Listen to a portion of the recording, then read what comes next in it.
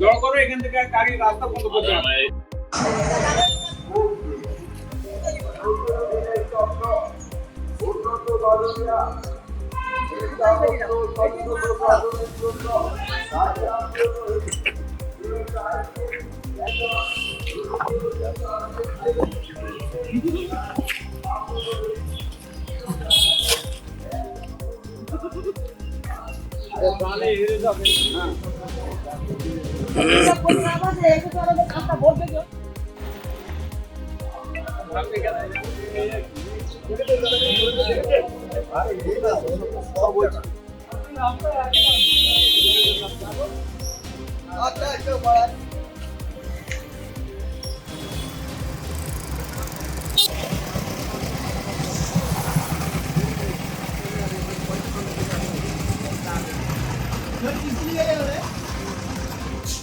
কি ঘটেছে বলুন তো?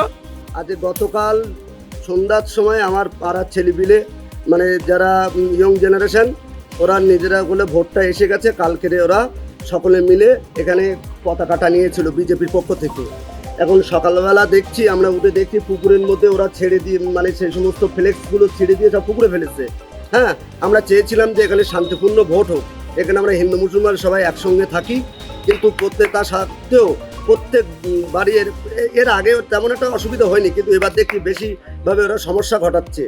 এবং আমাদের মায়েদের বাড়িতে বাড়িতে গিয়ে ভয় দেখাচ্ছে মায়েদের বাড়িতে, যে তোমাদের যদি বাড়িতে ভোট যদি না দাও তোমাদের লক্ষ্মীর ভাণ্ডার বন্ধ করে দেওয়া হবে। কিন্তু আমরা চাই যে মানুষদের এইভাবে করে ভোট তো মানুষের ব্যক্তিগত অধিকার, এখানে সরকার যে টাকা মায়েদের দেয় সেটা তো আমাদেরই করের টাকা। সুতরাং আমরা চাইছি নির্বাচন কমিশন এর বিরুদ্ধে ব্যবস্থা নেয়। এটা হলো জশাইকাটি 91 ও 92 নম্বর বুথ।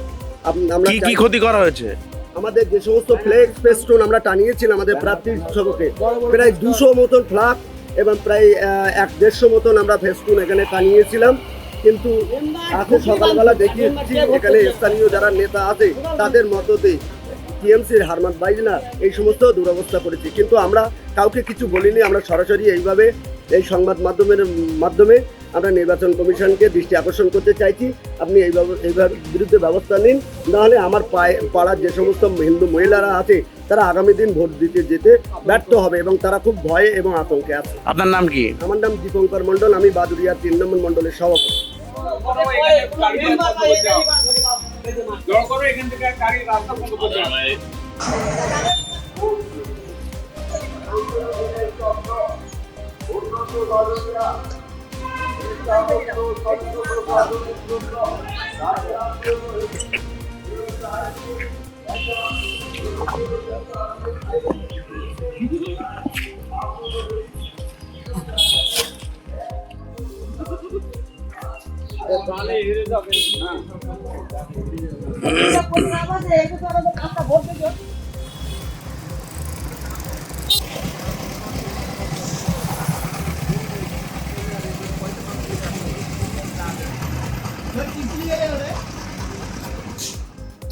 দেখুন, সম্পূর্ণ একটা মিথ্যা অভিযোগ।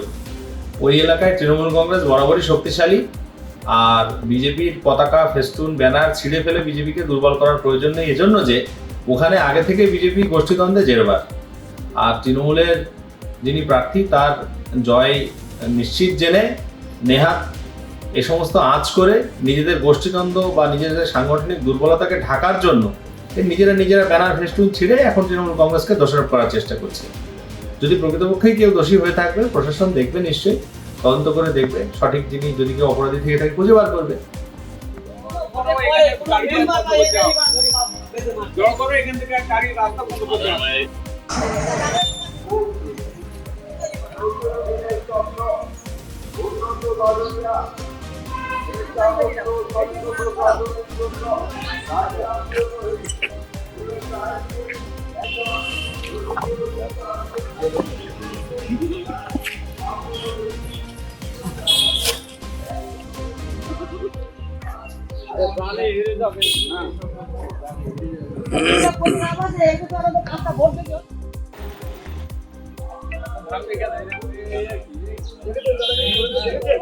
আরে